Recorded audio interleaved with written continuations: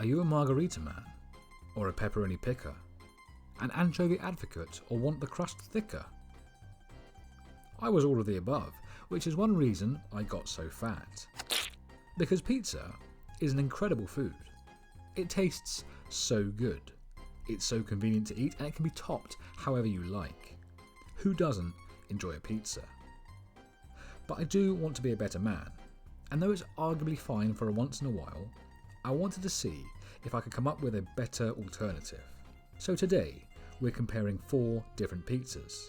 A cheap margarita from the shop, a mid-range meaty one from another shop, a classic Domino's pizza order, and what I hope is my healthy alternative. We'll be judging in a number of areas like price, protein and taste, but that's enough talking. Let's just get into it. Starting with the cheap one.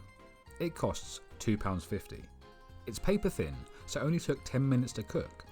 And if I was to eat the entire thing, we'd be looking at 630 calories, with only 30 grams of protein. Taste-wise, I'm going to put it slightly above cardboard.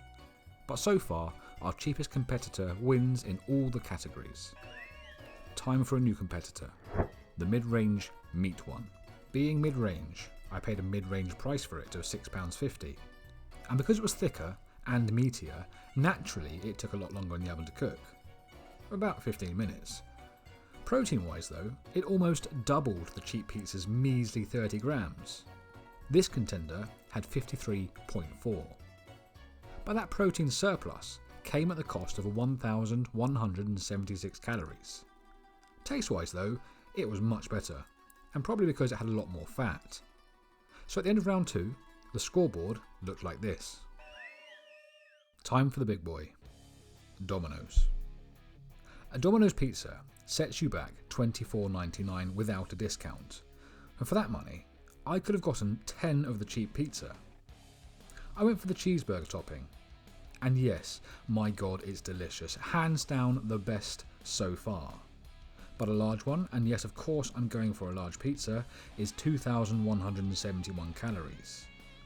On the plus side though, it's 89.9 grams of protein, but I felt like such a fat little thing after eating it. Anyway, not wanting to spend too long on mistakes of the past, the scoreboard is as follows. Now, we need to do better. Before we get into it, I'm going to say this is not a pizza. It is pizza shaped, but strictly no, it is not a pizza. So let's call it a Meatza. Ingredients wise, I got 500 grams of 5% fat ground beef, a tomato passata, mozzarella and some basil. This was my first time making a Meatza, so I started real simple. The cost of all ingredients came to £9.55, which puts it just above our mid-range pizza, and less than half a Domino's. I started by adding the meat to a mixing bowl and cracking in some salt, pepper, garlic powder and Italian herbs, stirred it all in together, and then spread it out thinly on a baking tray.